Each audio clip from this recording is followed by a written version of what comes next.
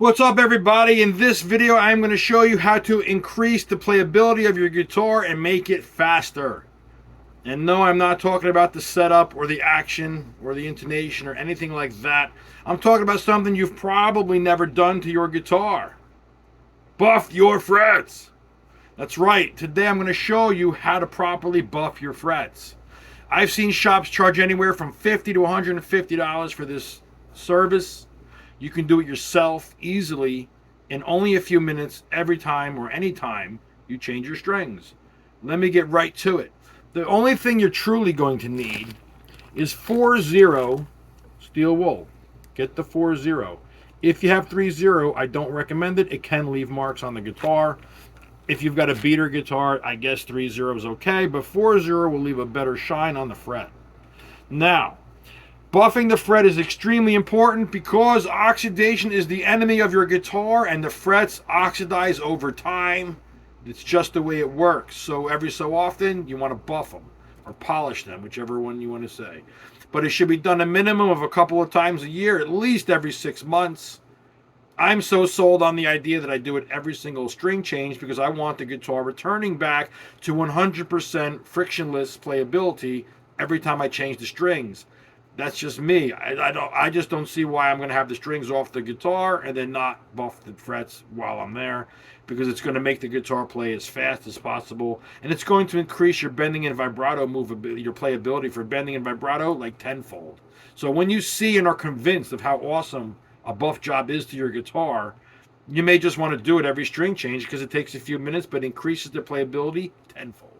Once it's already done, and you go to do it every string change, it won't need that much buffing. But if you've never done it, well, then you might need to spend a few more minutes doing it, the guitar, because you might need to spend a little more time on each fret to get them to that point of shine, that POS position. That point of shine takes place a lot faster when they're already, after, you've already done them and you're just maintaining them. However, if you've never done it, let me show you. Now, if you have a very expensive guitar or a guitar you just care a lot about and you're a little bit picky, and you don't want to possibly scuff your fretboard, you can buy what's called a fretboard protector from a place like Stuart McDonald. These things are a few bucks. They lay over the fret to protect the board from when you scuff them. I don't personally use one of these. Even on my expensive Deans, I do not use one, because for as thick as this is, I can't get down to that portion of the fret to polish it. So I don't use these, and I don't care if I scuff the board just a little bit amount, because you can get rid of it with a little polish. You can get rid of it with a little scuff going the other way with the grain, and then just kind of throw some polish in there, and it'll clean it right up, and it'll look good again. That's even if you get any scuff on it. If you do, it doesn't really matter. The only thing I would say is if you have true, real abalone inlays, or you have pearl, mother of pearl, I would not grace this over that at all. I would avoid the real mother of pearl or the real abalone inlays. I would avoid this hitting those at any cost. That's all. Don't go over them on purpose, because you could scuff them, and if they're nice inlays, well, you're scuffing your inlays. These plastic things doesn't really matter to me. I don't scuff them anyway, so you're not really going to scuff them unless you're abusive to the guitar, as far as I know. I've never really, once in a while you'll see a little something there, but this has a finish on it, so even if you hit it, you're not going to scuff it. But like on a Fender guitar or a Gibson, where you may not have the finish over the fretboard, you could see a little scuffing. It's not a big deal. You just go the other way and throw a little oil in there, some furniture polish or something like that, and it's meant for wood. It'll fix it right up. But here's basically what we're going to do. We're going to take the steel wool. We're going to use our first finger to buff. Now I'm going to show you how to buff without the steel wool, so that when I do it, you already understand what I'm talking about.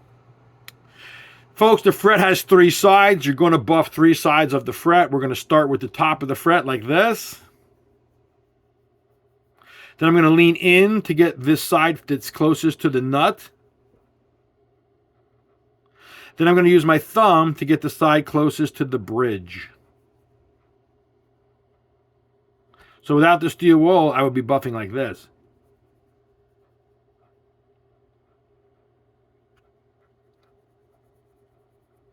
Now I'm going to show you with the steel wool. I start on the top. That's how long it takes for a polished fret when you're already maintaining them. That's all you need is 5 seconds or 6 seconds. Now I do this backside with the maybe I might put 2 fingers together just to put more material on there. And now I'll do the bridge side, my thumb.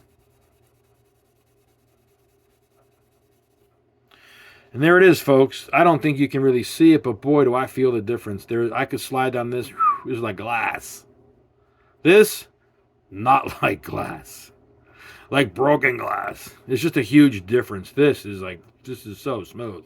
So now I'm convinced I'm just going to do the rest of them. So again, I'm going to do the top first.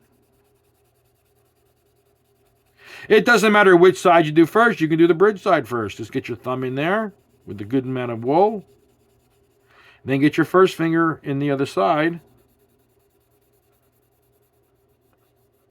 See that? Now I'm back on the top. So I'm on the side. I'm on the top. I got the other side. And that's buff and frets. You just go down the guitar. Like I said, if you get a little bit of scuff, you just kind of, it'll disappear if you just kind of go the other way towards, like usually your grain goes this way.